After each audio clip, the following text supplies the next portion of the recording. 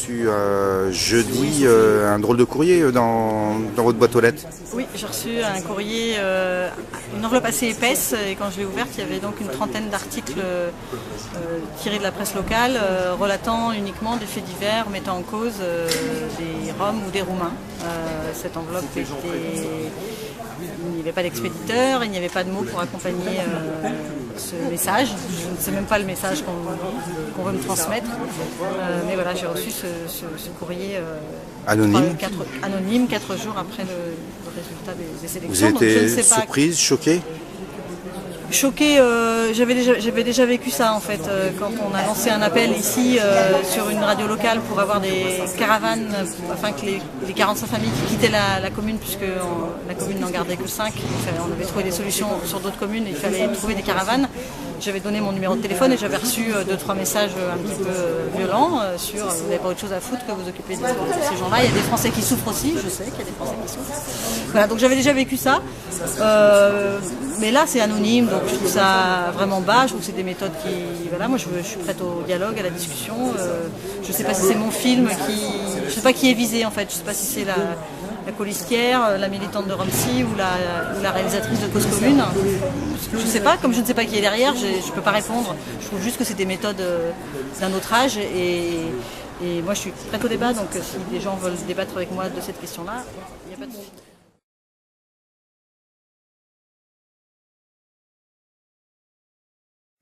Jean-Luc Le Rennes, le choc de dimanche passé, vous êtes intervenu au conseil municipal de façon virulente pour manifester votre désapprobation.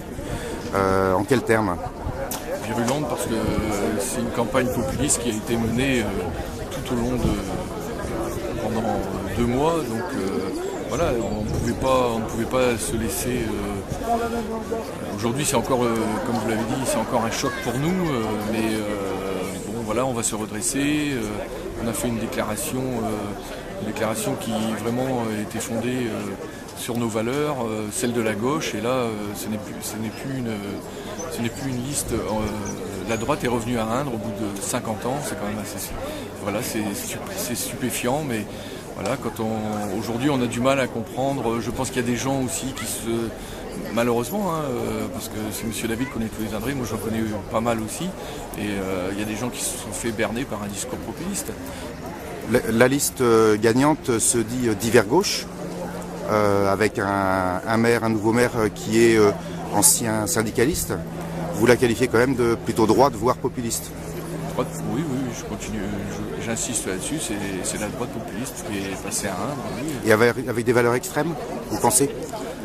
Pas pour l'ensemble de la liste, pour certains oui c'est possible, pas pour l'ensemble. Je pense que ceux qui ont été marqués et qui se sont exprimés ne se sont pas reconnus dans mon propos, mais pour d'autres, j'insiste, c'est une droite populiste. D'accord. Et concernant le sujet des Roms, qui est un peu dans toutes les lèvres aujourd'hui, pour dire vous payez votre engagement par rapport aux Roms, qu'en pensez-vous? Je trouve dommage parce que bon, on avait réussi un projet d'intégration qui se déroule bien, qui continue à se dérouler. Et effectivement, on a certainement payé ça, mais comme on l'avait dit il y a 4 ans, quand j'aurai notre mandat là-dessus, voilà, on l'a joué, on a perdu, faut le reconnaître. Dernière question, vous êtes inquiet pour le village et les Roms qui y habitent?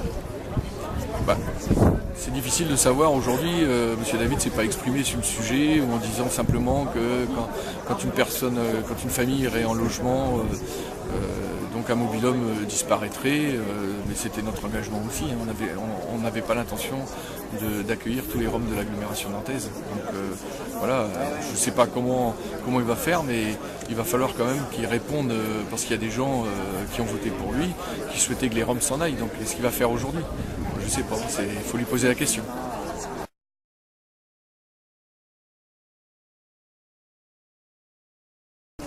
Monsieur David, il y avait beaucoup de monde aujourd'hui au conseil municipal. Oui. Vous avez été applaudi, le camp adverse a été également applaudi. Ça montre un petit peu la dualité d'Indre et la surprise peut-être qu'il y a eu.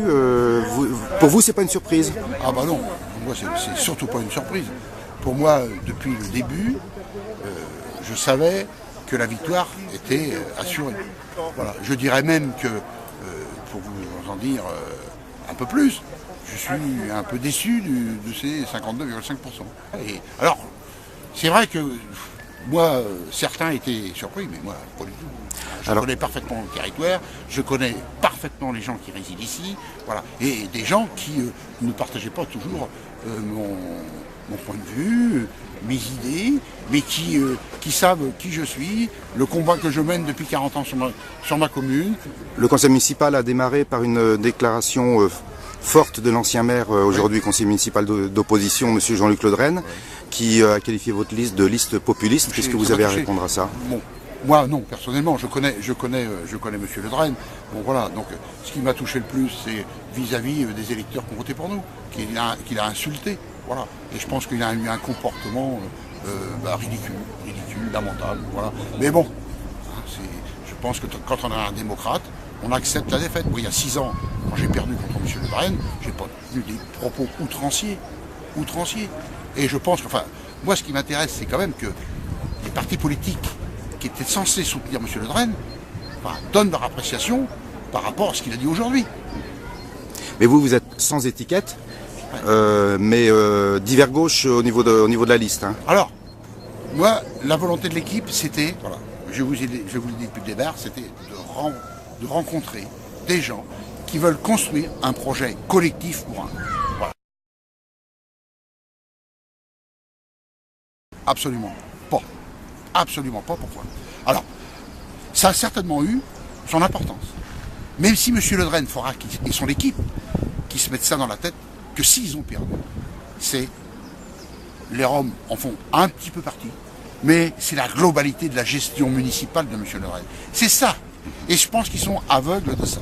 Le village est juste derrière vous. Oui. Quel devenir pour ce village et les Roms qui y habitent? Les Roms qui y habitent, bon, aujourd'hui, comme on l'a dit, comme je l'ai toujours dit depuis 1999, quand ils sont arrivés sur la commune, que l'objectif c'était éventuellement de conserver sur les 85 personnes qui étaient, d'avoir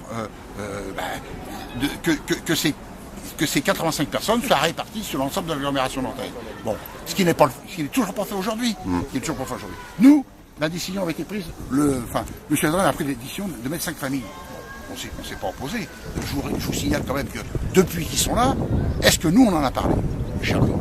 Monsieur Le Draine a surfé, nous a essayé de nous dire qu'on était anti-Roms durant 6 ans. Est-ce qu'on a parlé d'Europe? Est-ce que vous nous avez entendu? Ressortez-moi les dernières articles. Jamais.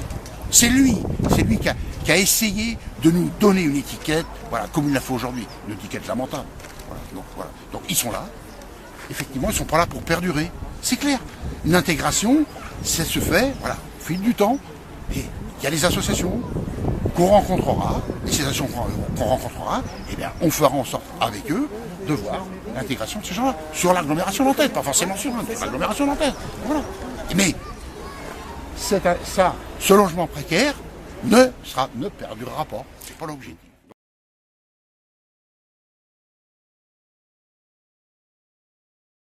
J'ai rencontré M. Jean-Pierre Fougerat, je lui ai mis la question en disant que voilà, que je déplorais quand même qu'au niveau du gouvernement, c'est un problème délicat, c'est un problème difficile, je peux comprendre, mais voilà, il faut qu'au niveau de l'Europe, et bientôt il y aura des élections européennes, eh bien j'aimerais que la France se positionne, les députés européens se positionnent et voilà, et qu'on trouve une solution.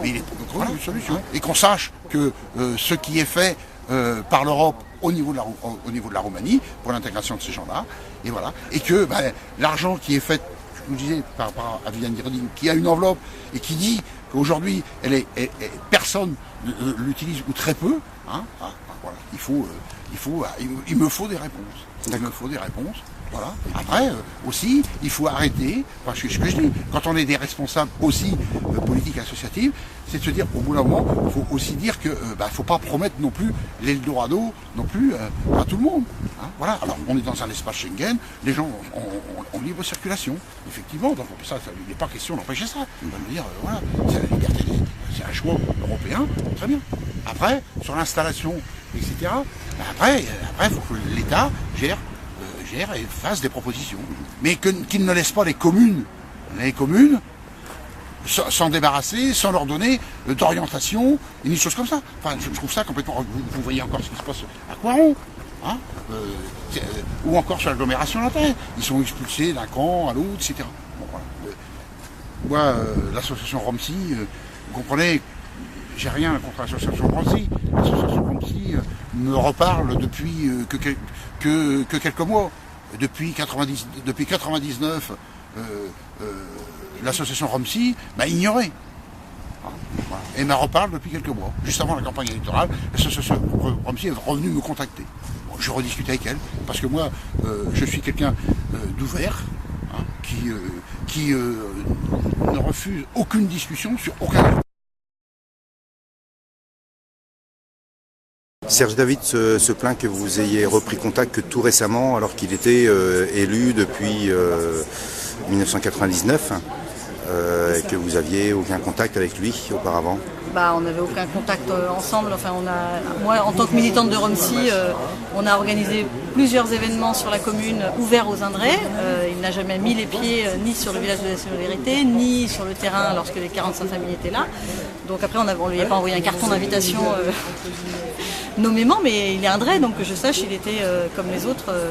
Voilà. La dernière fois où on l'a rencontré, c'est suite à son article dans le journal municipal où il parlait d'invasion des Roms, en disant que c'était à cause de sa position lors de l'invasion des Roms qu'on lui avait refusé le droit d'être sur la liste de Jean-Luc Caudrel, parce que c'est quand même aussi une autre réalité, hein, il voulait faire partie de la liste de Jean-Luc Caudrel.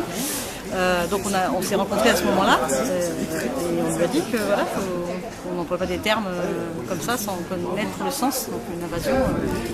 Vous allez essayer de prendre rendez-vous avec Serge David pour discuter du sujet des Roms? De toute façon, à Romsy, on souhaite savoir ce qu'il compte faire, donc oui, évidemment, il est élu. Donc, ce projet, évidemment, ne peut pas continuer ni perdurer si la commune ne soutient pas. On a accès aux cuisines pour faire les repas préparés par les femmes roms. Le village de la Solidarité, c'est sur le territoire de la commune, donc bien évidemment que ça nous intéresse de savoir ce qu'il va faire du village. Enfin, pour moi, c'est pas envisageable que ce village soit de la carte. C'était pas prévu au départ, mais c'est vrai que voilà, le résultat de l'élection dimanche m'interroge sur voilà, on n'a pas vu, puisque j'avais rejoint les colistiers de Jean-Luc Le Drain. On n'a pas vu, on n'a pas senti ce qui se passait, voilà, ce que ressentait une partie des Indrais, donc ça m'intéresse de comprendre qu'est-ce qui fait que ces idées-là gagnent aussi une petite commune tranquille